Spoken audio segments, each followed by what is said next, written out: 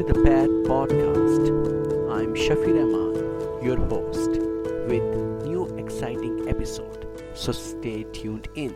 Please follow me on YouTube, Twitter and Instagram with the handle bar at Shafir Ahmad 4109. And please feel free to share these chunks of knowledge. Thank you. Today the topic of discussion of our podcast is neoplasia of the cervix. Now, before going into the detail of the neoplasia of the cervix and just see that how invasive carcinoma of the cervix develop, first of all, we will just briefly discuss the anatomy and histology of the cervix. Now, the cervix or cervix uteri, Latin word for the neck of the uterus, is the lower part of the uterus in the human female reproductive system. Now, the cervix is usually 2 to 3 centimeter long, almost like 1 inch, and is roughly cylindrical in shape, and this shape usually changes during the pregnancy. The narrow central cervical canal runs along its entire length, connecting the uterine cavity and the lumen of the vagina. So what cervix is doing, that cervix is connecting the uterus as well as the vagina of the female reproductive system. Now, the opening into the uterus is called internal os, and the opening of the cervix into the vagina is called external os. The lower part of the cervix, also known as vaginal portion of the cervix or ectocervix, bulges into the top of the vagina. And the cervix has been documented anatomically since at least the time of Hippocrates about 2000 years ago.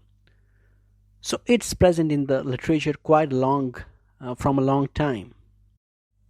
Histologically speaking, the endocervical mucosa is about like 3 millimeter thick or 0.12 inches thick and lined with a single layer of columnar mucous cells.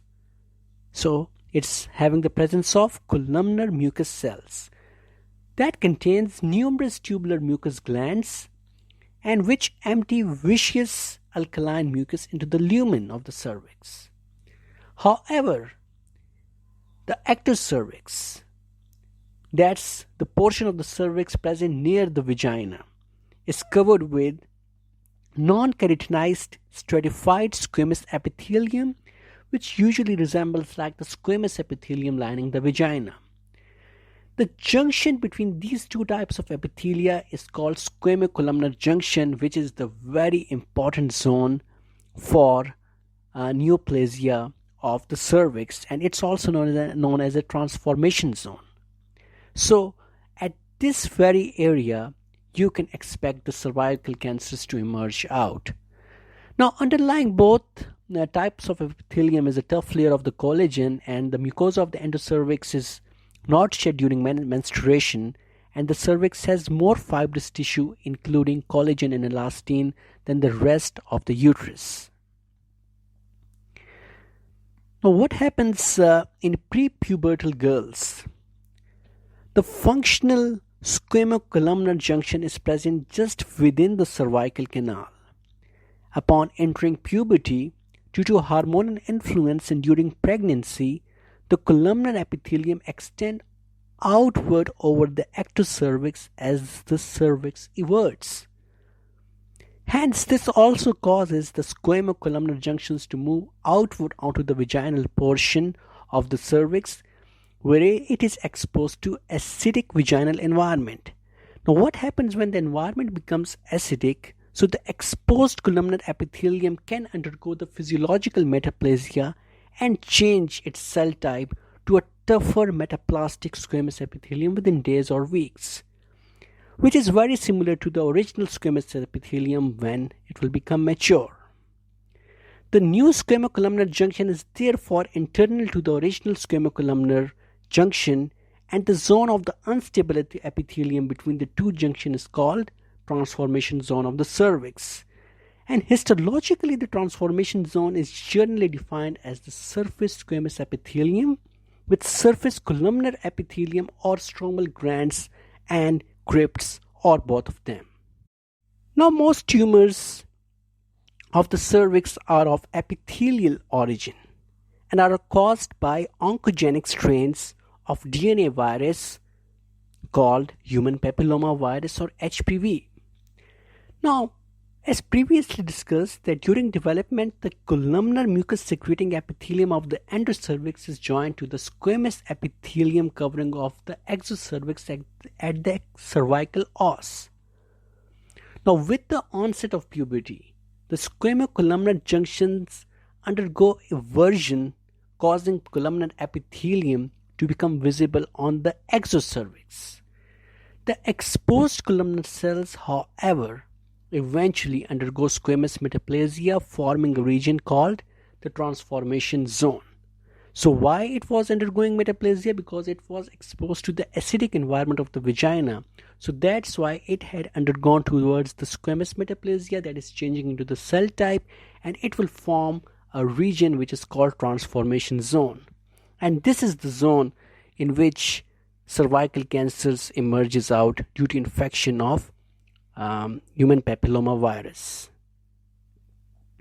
Now, cervical precancerous lesions are associated with abnormalities in cytological preparations, also known as pap smears, that can be detected long before any abnormality is seen on the gross inspection.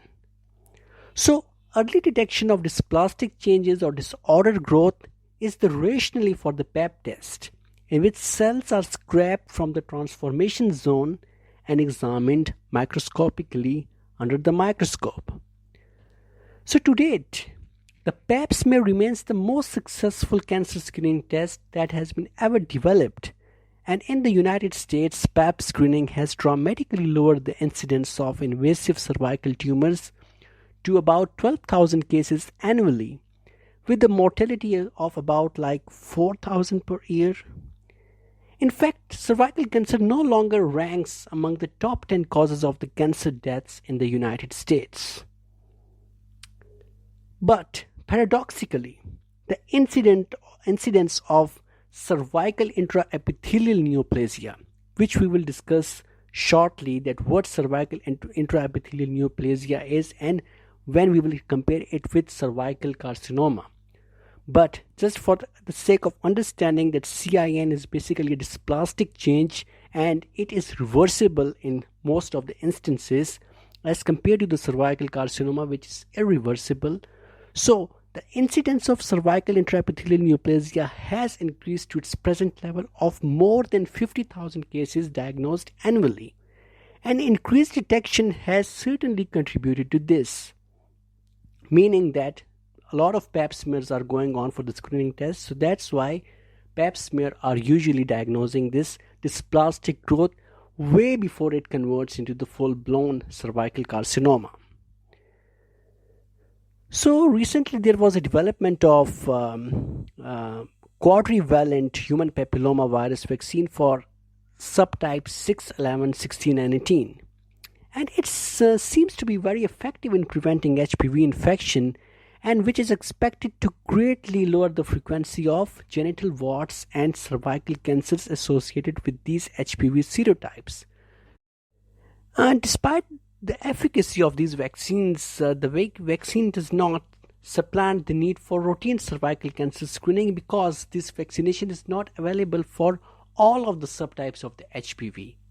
So some of the HPVs are covered by these vaccines, but not all of them can be covered. So therefore, once you are giving these vaccines, so it doesn't mean that you should stop cervical screening, because the other strains which are not covered by these vaccines can cause cervical intraepithelial neoplasia and further can convert into the cervical carcinoma. So therefore, routine cervical screening has to be instituted, whether even if you are just applying these vaccinations. So cervical intraepithelial neoplasia is basically asymptomatic and usually comes to clinical attention through an abnormal pap smear result. So these cases are followed up by colposcopy, during which acetic acid is used to highlight the location of the lesions and the areas to be biopsied. Now, women with biopsy documented low-grade squamous intraepithelial lesions are managed conservatively with careful observations. So, when squamous intraepithelial lesions are low grade on a biopsy, so what you will have to do, nothing just to observe it. However, if on biopsy you just find out that it's high grade squamous intraepithelial neoplasia, so they are usually treated with surgical excision called cone biopsy, and then follow-up smears and clinical examinations are mandated for almost for whole life in patients with high-grade squamous intraepithelial lesions. So as these women remain at risk for HPV-associated cervical or vulvar or vaginal cancers. Now we will discuss about the pathogenesis of cervical cancer, that how the pathogenesis works. So as we have discussed that human papilloma virus, a DNA virus, also called HPV, is the causative agent of the cervical neoplasia. Now it has a tropism for the immature squamous cells of the transformation zone. So it usually just attack those squamous cells of the transformation zone, as we have discussed previously. Now most HPV infections are transient and are eliminated within months by acute and chronic inflammatory response. So as a general principle in the pathology, that whenever any infection starts, inflammation is the protective mechanism in the body, and it will start a response to remove this virus, and almost many of these HPV infections are transient and can be easily eliminated by acute and chronic inflammatory response. But a subtype of infection persists due to the reasons which I will just discuss shortly. So a subset of these infections persist. However, some of these progress to cervical intraepithelial neoplasia. That's a precursor lesion from which most invasive cervical carcinoma developed. Now, cervical intraepithelial neoplasia is basically dysplasia or disordered growth of the squamous cells. And then from dysplasia, the carcinoma can develop. And differentiating point between cervical intraepithelial neoplasia versus cervical carcinoma is the degree of reversibility. So as we all know from the general concepts of pathology, that dysplasia is reversible, however the carcinoma is irreversible. So cervical intraepithelial neoplasia is usually reversible at many instances, and cervical carcinoma will develop from the cervical intraepithelial neoplasia, and once the full blown carcinoma is developed, it's very hard to reverse that carcinoma. Now, HPV is detected by molecular methods in nearly all cases of cervical intraepithelial neoplasia and cervical carcinoma.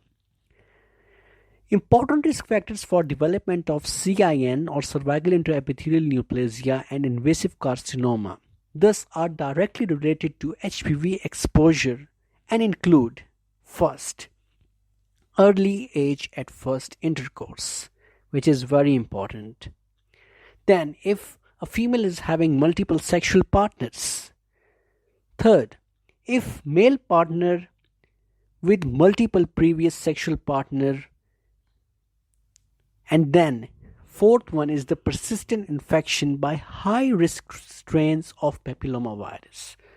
So these are four highest risk factors for exposure of HPV, and hence development of CIN, and then from CIN towards invasive carcinoma. Now, although HPV infection occurs in the most immature squamous cell of the basal layer, the replication of HPV DNA takes place in more differentiated overlying squamous cells in the transformation zone. Squamous cells at this stage of maturation do not normally replicate DNA, but HPV infected squamous cells do. And why it is doing? Because of the consequence of expression of two potent oncoproteins encoded in the HPV genome, which are called E6 and E7. E6 and E7 protein bind and inactivate two critical tumor suppressor genes. One is p53 and the other is retinoblastoma RB.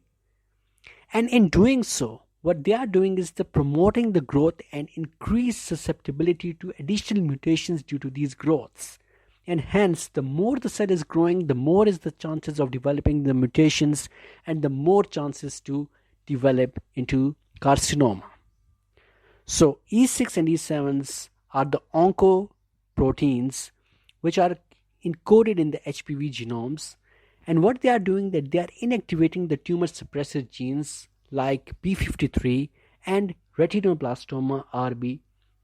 And when it will suppress the tumor suppressor genes, what will happen that the growth will be continuous of the cells, and the more the cell is growing, the more the mutations are carrying, and the more mutations when the cell is carrying, what will happen that it will develop into the full-blown carcinoma much more easily as compared to those cells which are not growing towards this extent.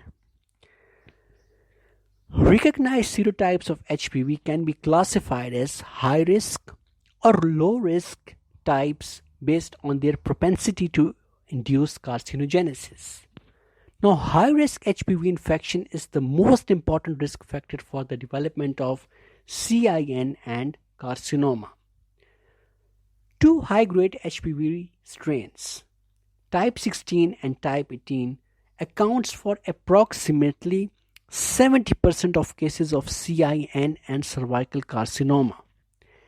In general, infections with high-risk HPV serotypes are more likely to persist, which is a risk factor for progression to the carcinoma. And these HPV subtypes also show a propensity to integrate into the host cell genome, an event that is linked to progression towards the carcinoma. So what these high risk strains are doing, like 16 and 18, that once its DNA is injected into the cell, it will just get intermixed or integrated into the host cell genome, and that's the reason why that when it is integrated into the host cell genome, so it can progress into the full-blown carcinoma. However, in contrast, low-risk HPV strains, for example 6 and 11 on the other hand, are associated with development of condylomas of the lower genital tract and do not integrate into the host genome, and instead it remains as free episomal viral DNA inside the cell. So what low-risk strains DNA is doing, that it's not intermixing with the host cell genome, and it's lying separately, just like, for example, a plasmid which is lying separately. So that's why when it will not integrate into the host genome, what will happen, that carcinoma cannot develop as compared to the high-risk types like 16 and 18. So a word about the condyloma, that low-risk strains are developing the condyloma is, so condyloma is, as we all know, is the infections of the genitals, and there are two types. One is condyloma acuminata or genital warts, which is caused by low-risk serotypes of HPV 6 and 11. And there is other condyloma which we have to remember is that condyloma lata, which is associated with the secondary syphilis. Now, reason which is worth mentioning is that despite seemingly a strong association of HPV infection with the cancer of the cervix, HPV is not sufficient to drive the neoplastic process. Now, that's very interesting point, that it's not only the viral genome that's causing a full-blown cancers. There are multiple other factors as well which we have to take into the account before just saying that what actually is driving the cervical cancer. So several HPV infected high-grade precursor lesions do not progress to invasive cancers. That's the reality. The progression of the cervical dysplasia to cervical cancer has been attributed to diverse factors, which we have to take into the account before finally concluding that what actually is causing the cervical cancers. HPV is one of the driver agents, but you can't neglect immune response, hormonal status, or co-infections with other sexually transmitted agents. So more recently, somatically acquired mutations in the tumor suppressor genes LKB1 were identified in more than 20% of the cervical cancers. And LKB1 was, as you all know, that was first identified as the gene mutated in Peutz-Jeghers syndrome, an autosomal dominant condition that has been characterized by hematomatous polyps of the GI tract and a significantly elevated risk of epithelial malignancies at a variety of anatomic sites, including the cervix. So LKB1 is a very important tumor suppressor gene, and it has been linked with the cervical cancer. It's also linked with lung cancer, and it is frequently inactivated in the lung cancers. So the LKB1 protein is serine threonine kinase, and the kinase activity means that it will phosphorylate and activates AMPK, that's a metabolic sensor. So what will AMPK do? That in turn it regulates cell growth through mTOR complexes. So therefore it's not only the HPV that's the culprit agent. We have seen that immune response is also a driving force. You can also expect any co-infection with any other sexually transmitting agents, and recently this LKB1 is also associated with the cervical cancers, and almost 20% of the cervical cancers has been caused after the mutation of this LKB1. Now what's cervical intraepithelial neoplasia? So let's talk about that. That HPV related carcinogenesis begins with the precancerous epithelial change that has been termed as CIN or cervical intraepithelial neoplasia, which usually precedes the development of an overt cancers by many years. Sometimes even a decade or 2 decades is passed, then this CIN can be developed into the full-blown carcinoma. So in keeping with this idea, the CIN peaks in incidence at about 30 years of age, whereas invasive carcinoma peaks at about 45 years of age. So almost like 15 years has been passed from the incidence of CIN towards development of this full-blown cervical carcinoma. So CIN usually starts as low-grade dysplasia, and it is called at that time CIN1, and progresses to moderate CIN2, and then towards severe dysplasia known as CIN3 over time. Exceptions have been reported, however, and some patients already have CIN3 when the condition is first diagnosed. So generally speaking, the higher the grade of the CIN, the greater the likelihood of progression. So of note, however, in many cases even high-grade lesions fail to progress to cancer and may even regress. So as previously discussed, that in dysplasia there is a chance of reversibility, while in carcinoma there is no chance of reversibility. So when CIN is in grade 1, grade 2 or grade 3, there are chances of regression back towards the normal, but once it will develop into the full-blown carcinoma, the chances are really minuscule. Now, because decisions about patient management are two-tied, that is, either you will have to observe the pattern of the CIN, or when it's full-blown carcinoma, you will undergo the surgical treatment. So you have got only like two options, either observation or surgical treatment. So this three-tied grading system, like CIN1, CIN2, CIN3, has recently been simplified to a two-tied system, with CIN1 has been renamed as low-grade squamous intraepithelial lesion, and CIN2 and CIN3 are combined into one category referred to as high-grade squamous intraepithelial lesion. So let's see the percentages that low-grade squamous intraepithelial lesion or CIN1 regresses almost 60% of the time. Now it's a big percentage, and it persists only in 30% of the time, and it progresses to high-grade squamous intraepithelial lesions almost 10% of the time. And if we just note high-grade squamous intraepithelial lesion or CIN2 and 3, it regresses 30% of the time and persists 60% of the time and progresses to full-blown carcinoma 10% of the time. So, brief discussion about the morphology of these cervical cancers. So, as we have discussed that CIN1, which is low-grade intraepithelial lesion, it is characterized by dysplastic changes in the lower third of the squamous epithelium and coilocytic change in the superficial layer of the epithelium. So what is coilocyte? It is a squamous epithelial cell that has undergone a number of structural changes. And these structural changes occurred as a result of infection of cell by human papilloma virus.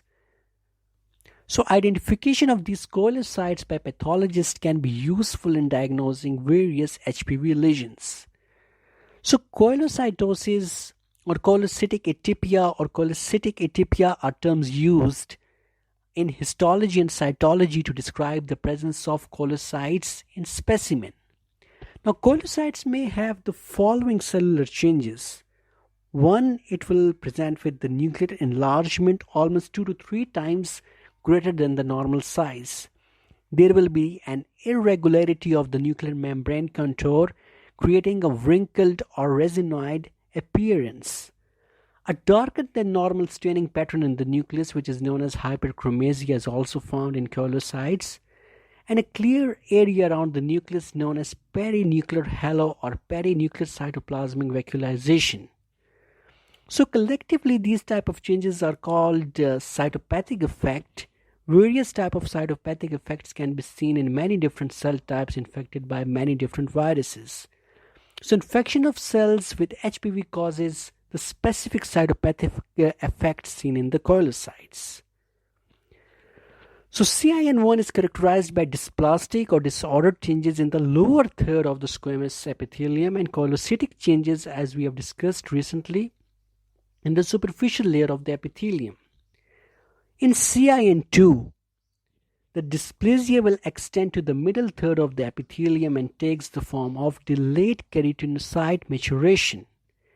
It is also associated with some variation in cell and nuclear size, heterogeneity of nuclear chromatin, and the presence of mitosis above the basal layer extending into the middle third of the epithelium.